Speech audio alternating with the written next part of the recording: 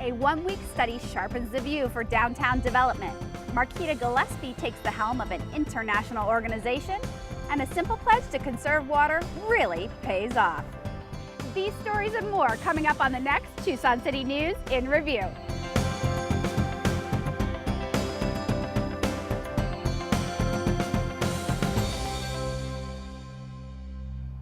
Hi, I'm Lane Mandel, and welcome to Tucson City News in Review. For this show, we're at the top of Sentinel Peak, popularly known as A Mountain. In 1775, during the establishment of the Presidio of Tucson, Sentinel Peak was used as a lookout to search the horizon for raiding Apache warriors. Today, it's a great place to take in the views of our growing metropolis. And when a special team visited Tucson to develop a perspective on plans for downtown development, this spot was an important stop on their tour. Tucson's new streetcar won't begin operation until next summer, but it has already unleashed $800 million of public and private investment along the route, particularly on the east side of downtown. Now, in an effort to address underutilized properties both downtown and west of I-10, an advisory panel from ULI, the Urban Land Institute, was brought in to study the area and then construct a roadmap that prioritizes future development. Most of you are familiar with some of the great urban design projects over the past 10 or 15 years, which have focused not on mass, but on connectivity. Enlisted by a group of public and private sponsors, the panel began their week-long visit with a tour of the focus area, starting with the Tucson Convention Center complex and then moving north to the walking bridge over Congress. So this is a great kind of a connecting spot here. You can see La Placida in the background, the buildings here on the left that could all be taken down for redevelopment. You can see our boarded up hotel on the right. But the best vantage point for the ULI team was this perch atop A Mountain. The vacant areas that you see, most of that is landfill from the 1950s. Now the 4-acre walled site that you see right below us is the recreation of the Mission Garden. While there are many ideas for downtown development, one limiting factor remains. We're recovering from a drastic failure of our economy. And there are not dollars available to do all the things that people wish. And so one of the things that's difficult is weighing the difference between a dream and a vision. So, to better understand the desires of downtown stakeholders, the team met with groups representing business leaders, developers, public officials, nonprofits, and neighborhoods. The stakeholders in this community, like in any community, have the answers. It's just they may not be as organized as they should be or could be, so that you can actually have accomplishment and not just continue to talk about what could be done, but actually pursue what can be done. I also want to thank all of you that participated. This is a great group. We appreciate all the feedback we had. Many of you were more candid than you probably have ever been to strangers. We thank you for that. Following a week to gather and synthesize what they learned, the public was invited to hear the ULI team's recommendations. If we want a vibrant and sustainable and growing downtown retail base, we do need density. Density where appropriate. For instance, along the streetcar line. We believe that as a panel, redevelopment of the Hotel Arizona site and redevelopment of La Placita site will provide greatest value and help open the site up to the broader environment. I am pleasantly surprised that their recommendations seem realistic. My biggest concern was maybe that they would recommend things that were pie in the sky, you know, things that maybe other cities do, but that aren't Tucson. And I feel like they really got that what Tucson's about and how we move forward with building on the success we already have and who we are, not trying to import some new idea that some other city does. We've gone through the $10,000 to $20 million phase of downtown. Now we're entering into the $20 million to $200 million phase of downtown. We really have to know what our end game is going to be. And this went a long way to establishing an end game. I think it's a great first step. You know, part of what we wanted to accomplish was to get all these disparate groups together in the same room. You saw that in spades today. So one of their recommendations, the one I'm the most excited about, and I think it's implementable immediately, was the advisory panel idea, where you keep this kind of cooperative dialogue and conversation moving forward to allow everyone to have a voice. And that's been missing, particularly in downtown, for a long time. So I think they did a lot of amazing work in a short amount of time. They've created some opportunities for us to continue to discuss plans for the downtown area and the far west side, and I think it's got to bring everybody back together. For complete information about the Urban Land Institute's findings and recommendations, visit tucsonaz.gov/ULI. Our next story is also about new development, but this one features a completely different set of stakeholders, and some might say this group has a lot more at stake. For now, it's just an empty lot, but by early next year, this will be the home to at least 100 furry, four-legged Tucsonans. The new facility, the temporary facility, what it's going to do is hold at least 100 healthy, ready-to-adopt dogs, and that will ease some of the overcrowding inside the primary facility.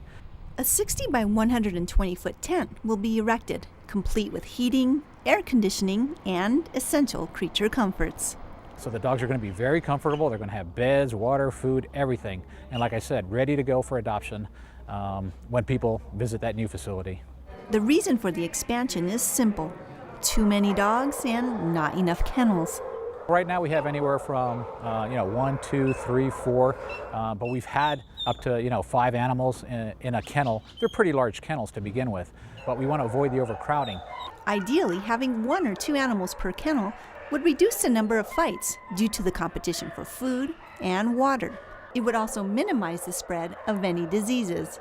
Thousands and thousands come in every year, and we're trying to get the euthanasia rates down as much as possible. Each day, numerous dogs are brought into the Pima Animal Care Center. While some are adopted and others chosen by rescue groups, many do not find homes. Vela says the public can help with the overcrowding. First and foremost, ensure that your dogs are secured in wherever they may live, whether it's an apartment, a house, by any means, fencing or what have you.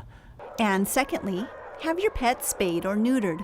Call the Pima Animal Care Center at 243-5900 to learn about low-cost and even free options. Of course, you can always help reduce the overcrowding by taking home one of these guys. Now here's a little factoid. Did you know that the city's Department of Procurement has won the Achievement in Excellence Award a whopping 18 years in a row? Well, in our next story, we feature a city employee who illustrates why that's no accident. For vendors interested in doing business with government, this is one event not to be missed. It's called a reverse trade show, where local and regional vendors meet procurement reps from dozens of government agencies, including the city of Tucson. You can set up some time and maybe give her a call or meet with her. Among the outstanding professionals at this year's event is Marcheta Gillespie, the new president of the board of directors for NIGP, the Institute for Public Procurement. NIGP is an international organization with 16,000 members across North America. So how does it feel? It's exciting, a little overwhelming. Marcheta's peers are quick to list her qualifications for the job. Marcheta has been instrumental in elevating the profession. She was very involved on defining the values of our profession: transparency, accountability, professionalism, integrity, ethics. And Marcheta has one qualification that's hard to miss. Basically, it's her personality. She's very outgoing, she's a people person, she just has that energy and that enthusiasm.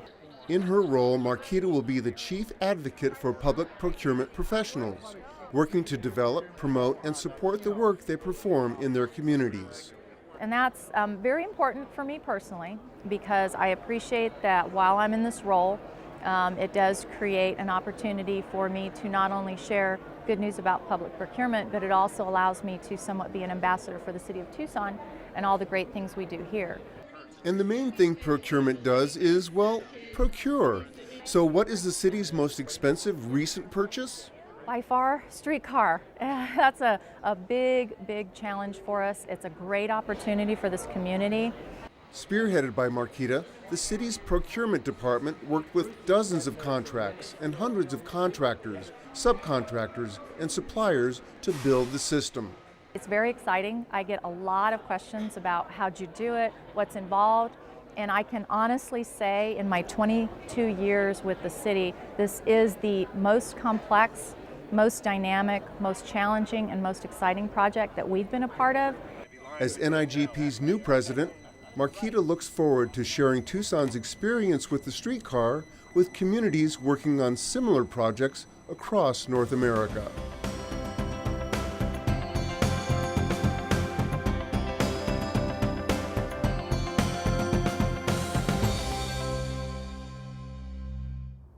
Finally, here's another winner.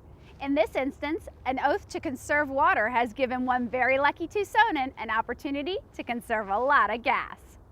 You know, you get these things in the emails or other things, and you always think, what's the gimmick here? Do I have to wire $5,000 or something?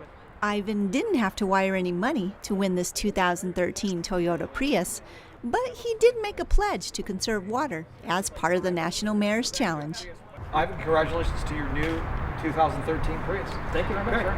Sponsored by the Wyland Foundation and Toyota, the National Mayor's Challenge is a community-based competition between cities across the United States to see who can be the most water-wise. We competed against every city in the country with a population between 300,000 and 600,000, and we came out on top. We had more citizens commit to different ways to save water in the community than any other city in the United States of our size. The Nationals Mayor's Challenge, I think the importance is just to bring an awareness to everybody, not to really push or make everyone want to conserve water, but I think the big thing is to, what little things can you do in your life to make this happen? And by committing to do those little things, Ivan was the lucky grand prize winner of the competition, which gave him more little things to do. Yeah, we get to choose the color of the model and everything. So. The color is habanero, so I figured that for Tucson, that's perfect. With the new splash of color and 50 to 60 miles to a gallon, Ivan Malinsky has a lot to smile about. It makes you feel good, and it makes you feel good about something that I know the people of this community care about and get, that if we're going to thrive as a community, we have to be water smart. Tucson Water hopes to be a repeat winner in the 2014 National Mayor's Challenge for Water Conservation. To learn how you can make the pledge, visit TucsonAZ.gov/water/take-the-pledge. That wraps it up for this edition. For Tucson 12, I'm Lane Mandel, and I'll see you on the next Tucson City News in Review.